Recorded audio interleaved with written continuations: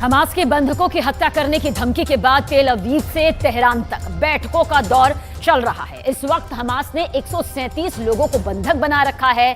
Hamas ने Israel से मांग की, अगर उनकी मांगे पूरी नहीं हुई तो वो बंधकों को मौत के घाट उतार देंगे। इजरायल ने अभी कोई प्रतिक्रिया नहीं दी, लेकिन 24 घंटे में गाजा में 250 हमले बता रहे हैं कि इजरायल के प्रधानमंत्री बेन्यामिन नेतन्याहू का आखिर अगला रुख क्या होगा।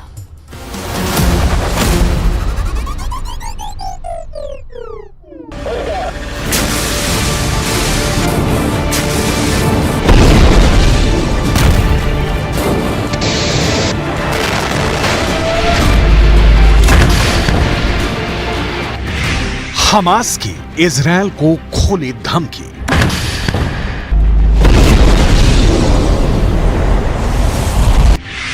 एक भी बंधक जिंदा वापस नहीं जाएगा। नेतन्याहू की खामोशी से उठे सवाल। 137 बंधकों का क्या होगा?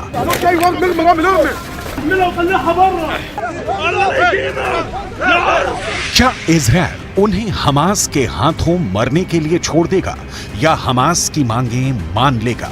हमास के प्रवक्ता अबू उबैदा ने इंटरव्यू में कहा,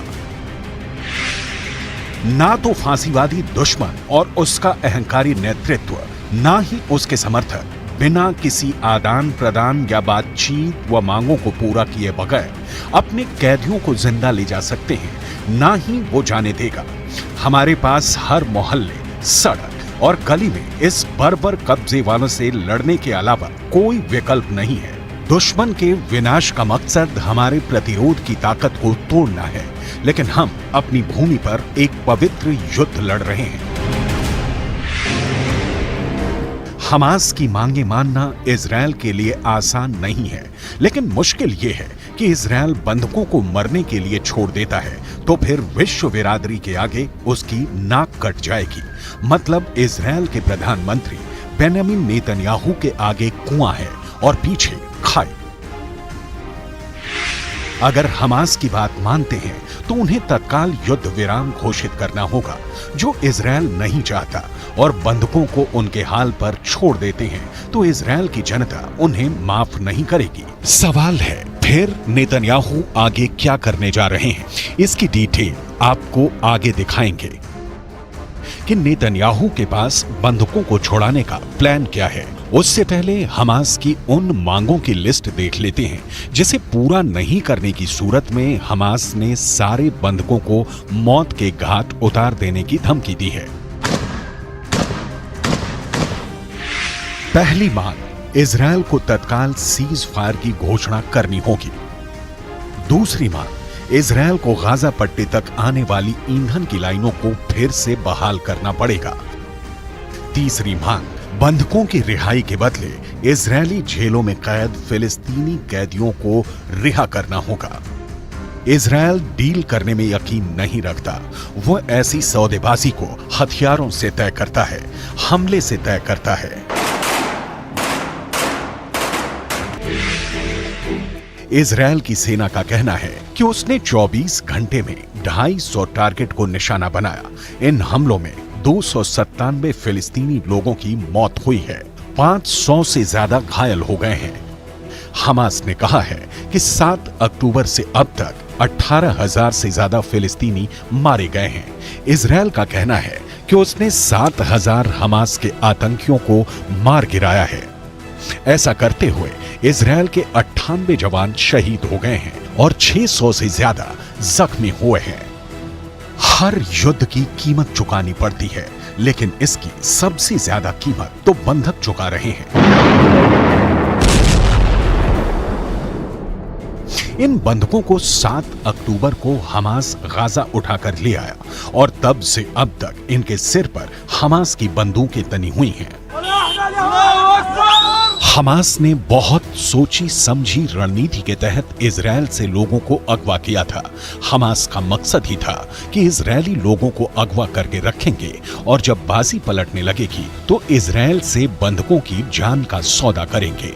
हमास वही कर रहा है, लेकिन हमास की परेशानी ये है कि नेतन्याहू बावजूद इसके गाजा की तबाही पर रोक नहीं लगा रहे हैं।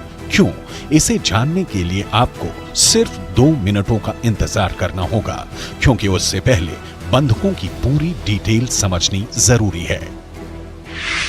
इजरायल और हमास के बीच संघर्ष विराम हुआ था, जो 1 सप्ताह के बाद 1 दिसंबर को टूट गया।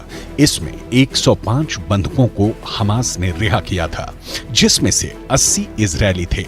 इनके बदले इजरायल ने 240 फिलिस्तीनी कैदियों को रिहा किया था। इजरायल का कहना है कि अब भी 137 बंधक हमास के कब्जे में हैं। हमास 137 बंधकों के बदले इजरायल को झुकाना चाहता है, लेकिन नेतन्याहू के रुख को देखकर नहीं लगता कि वो इस वक्त किसी भी तरह के समझौते के मूड में है। यूएन में अमेरिका ने जब युद्ध विराम के प्रस्ताव पर वीटो किया तो इसका मतलब यही निकलता है कि इजरायल हमास का पूरा सफाया करके ही दम लेना चाहता है। लेकिन इस बीच वो बंधक है जिनके परिजनों का रो रो कर बुरा हाल है। इस बीच कतर है, जिसका कहना है कि फिर से सीज फायर कराने की कोशिशें जारी हैं। लेकिन दूसरी ओर कतर ही कह रहा है कि इजरायल की बमबारी सक्सेसफुल रिजल्ट देने में बड़ी अड़चन है। मतलब कतर भी चाहता है कि जैसे पहली बार सीज फायर के दौरान बंधकों के बदले फिलिस्तीनी कैदियों को इजरायल ने रिहा किया, उसी तरह एक बार फिर किया जाए। लेकिन नेतन्याहू सख्ती दिखा रहे हैं, क्योंकि गाजा के पूरी तरह तबाह होने में अब महीनों या साल नहीं लगने वाले। इजरायल चाहता है कि जब उसका गोला बारूद चलना बंद हो, उससे पहले हमास का सूपड़ा साफ हो जाए। लेकिन समस्याएं कई हैं।